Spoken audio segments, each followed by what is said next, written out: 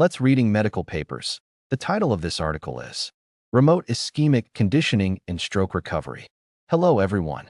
Today, I want to share with you a new method being studied in the medical field called Remote Ischemic Conditioning, or RIC for short. It's a simple, non-invasive technique that may help stroke patients recover and even reduce the risk of having another stroke.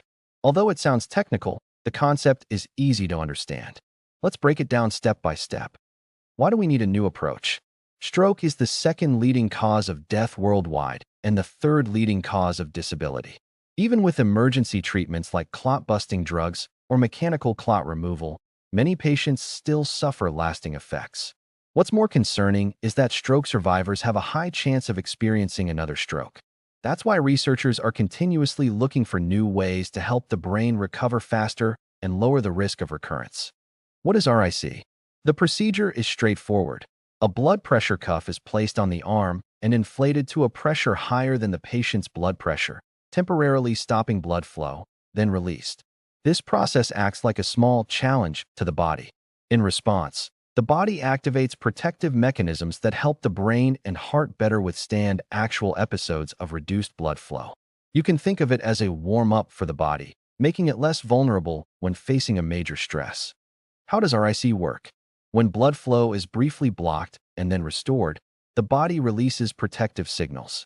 These signals travel through the blood, nerves, and immune system to the brain and heart. They help by expanding blood vessels, improving blood circulation, reducing inflammation, enhancing cells' ability to resist stress.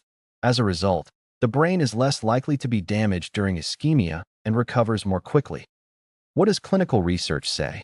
RIC has been proven safe for patients with acute stroke.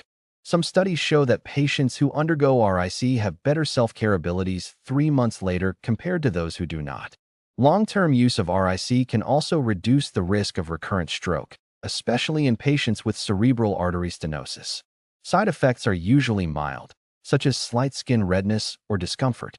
The relationship between RIC and exercise. Interestingly, the effects of RIC are somewhat similar to those of exercise. Exercise improves vascular function, reduces inflammation, and enhances antioxidant capacity. For stroke patients who have difficulty exercising, RIC acts like a simulated exercise, providing some of the same benefits. This suggests that RIC could become a new tool in stroke rehabilitation. How RIC is applied. Acute phase. When a stroke first occurs, RIC can be used alongside standard treatments to help protect the brain. Chronic phase. Long-term use of RIC after a stroke can lower the risk of another stroke and promote nerve repair. Before surgery.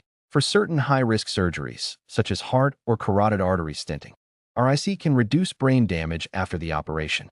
Summary. RIC is a simple, low-cost, and non-invasive method.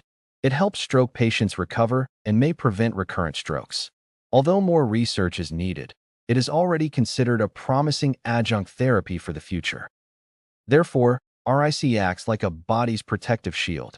It does not replace traditional treatments, but helps patients recover faster and reduces complications.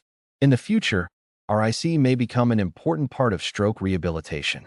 Do people truly believe that healthy medicine and RIC can promote wellness? Hurry and purchase a healthy RIC sphygmomanometer to enhance your health every day. Don't forget to scan the QR code. Thank you all for watching. I am Dr. Andrew Shu Lee. Until next time.